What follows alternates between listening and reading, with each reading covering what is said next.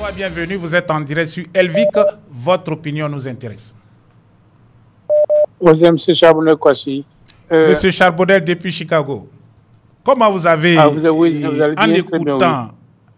écoutant le discours du président, bon, pas le discours, les réponses, les quelques 3 minutes environ que le président Thiam a pris pour rabattre tout ce que M. Bion a débité hier sur NCI. Il a dit, par exemple, ce n'est pas un concours de présence en classe à l'école primaire. On a vu Bion se comporter comme un écolier. Et il dit qu'il a toujours été de la compétition. Donc, il attend ceux qui veulent compétir contre lui à venir pour la compétition, à la convention. Il va les battre, en tout cas, clairement et nettement. Et puis, on va arrêter le bruit, le tohu-bohu. Et puis, on va se concentrer sur les choses sérieuses. Alors, comment vous réagirez à ces propos du président Thiam? Et peut-être aussi aux propos de je réagirais.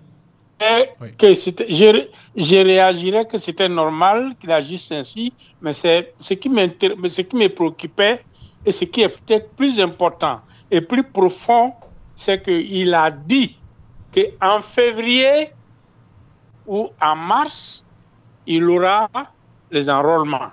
Alors que Adjoumani a dit qu'il n'aura plus d'enrôlement.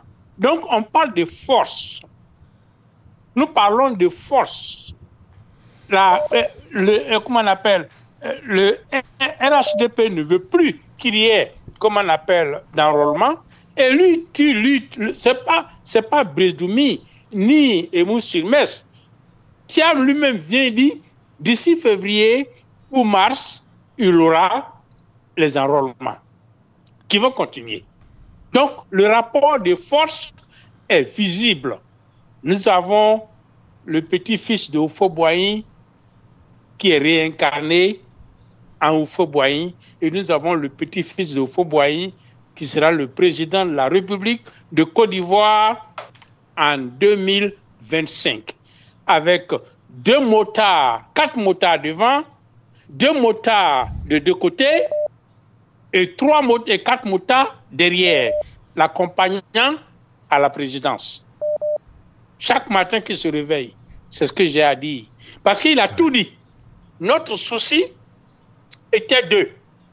Le premier souci, c'était le problème de, comment on appelle, d'enrôlement. Est-ce qu'ils vont... le grand travail que monsieur l'avocat maître Blessy est en train de faire. On a entassé beaucoup de naissance qu'ils ont déjà fait. Ça a eu dans leurs mains les certificats de nationalité qui sont dans leurs mains. Et Adjoumani sort, il dit que non, nous on a fini avec ça. Et après Adjoumani, 2 ou 3 jours après, le président lui-même, il dit, écoutez, en février ou en mars, l'enrôlement continue. C'est tout ce qui me plaît. Le reste, comment on appelle, Bion, c'est un faux dossier, ça ne m'intéresse pas. Ce qui m'intéresse, c'est l'objectif. L'objectif, est-ce qu'il aura élection? Oui, il aura élection en nombre PDCistes. Alors nous les repérons, nous les membres de repérons, on s'allie maintenant à une autre philosophie. Quelle est cette philosophie?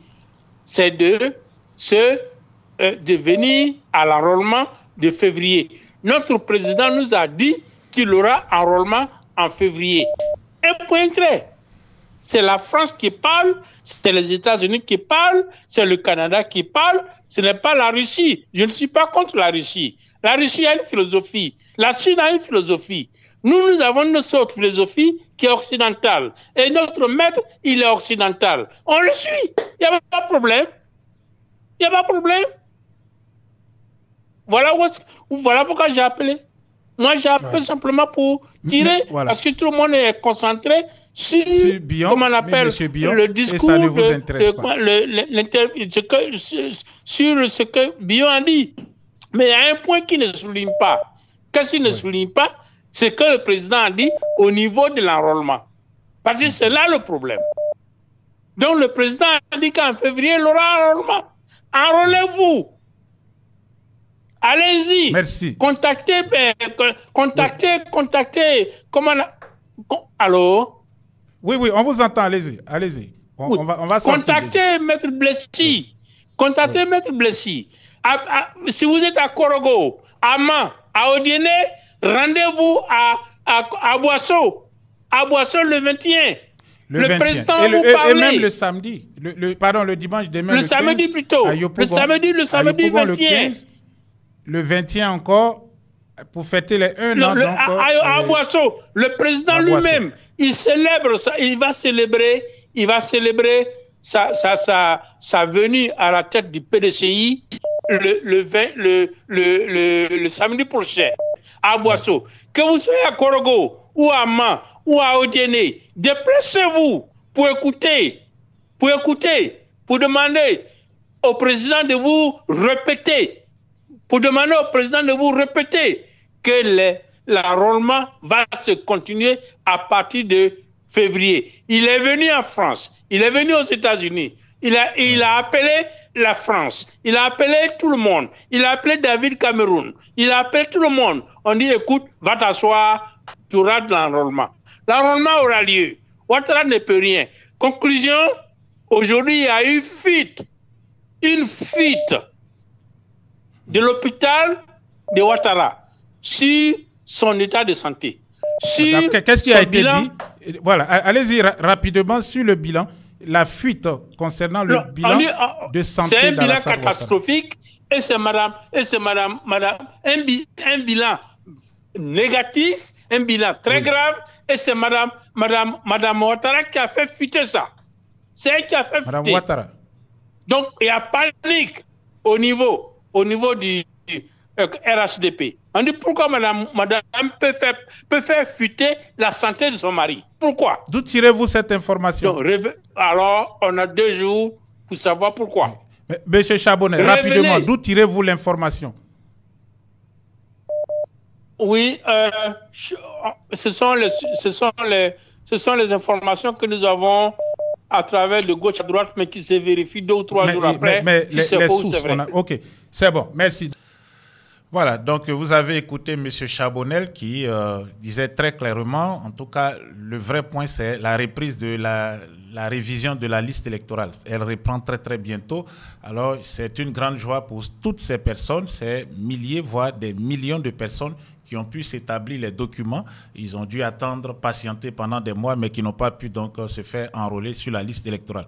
Ces personnes pourront donc répartir donc à l'assaut des centres d'enrôlement pour espérer être sur la liste et pouvoir voter, choisir le candidat de leur choix à l'élection de 2025. Et on espère bien que le RDR ne va pas trouver encore de nouvelles stratégies pour essayer de bloquer les militants. En tout cas, les Ivoiriens sont très, je peux dire, très mobilisés, très motivés. Comme on le voit ici, c'est donc dimanche dernier à Yopougon, le dimanche, hier à Yopougon, vous le voyez, le PDCI RDA rassemble partout, en tout cas toutes les places, là où le parti organise des manifestations. Ce sont des milliers, des dizaines, voire souvent des centaines de milliers de personnes qui viennent, et nous ne sommes qu'au début. Nous ne sommes même pas encore en campagne électorale. La campagne, c'est dans 10 mois, 11 mois, et c'est juste le moment donc de galvaniser, le moment d'aller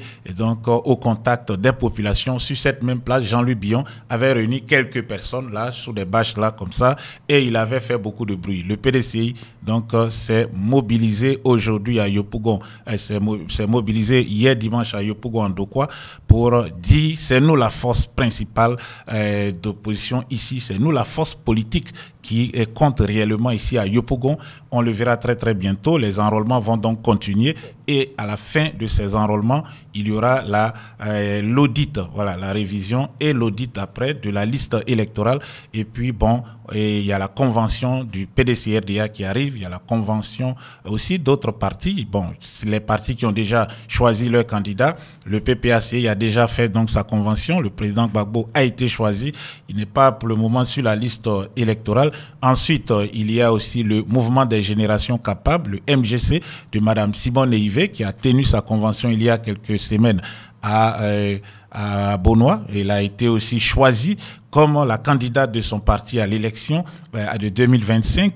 Pascal Affi-N'Guessan aussi choisi comme le candidat de son parti à cette élection. Donc, c'est le PDCI, le principal parti d'opposition qui doit donc s'exprimer. Le président Thiam l'a dit. Nous allons donc attendre que le RDR fasse son choix. Qui sera le candidat du RDR? Alassane Dramane Ouattara ou une autre personne? Une fois donc que le PDC-RDA saura qui est le candidat du RDR, ils iront à la convention et on va voter. Il n'y a pas de problème. Le président l'a dit très clairement. Il y aura un vote et à l'issue de ce vote, le candidat sera connu. Il est prêt à la compétition. Jean-Louis Billon peut maintenant aller dans les délégations du PDC-RDA pour porter son message. Qu'est-ce qu'il compte faire pour la Côte d'Ivoire et donc éviter les plateaux. Donc vous avez vu ces images, c'est sur ces images donc que nous allons nous quitter. La mobilisation du PDC-RDA à Yopougon, c'était uniquement donc les 9 secrétaires de section qui ont organisé cette manifestation. On voit donc comment la campagne va se dérouler en septembre-octobre 2025.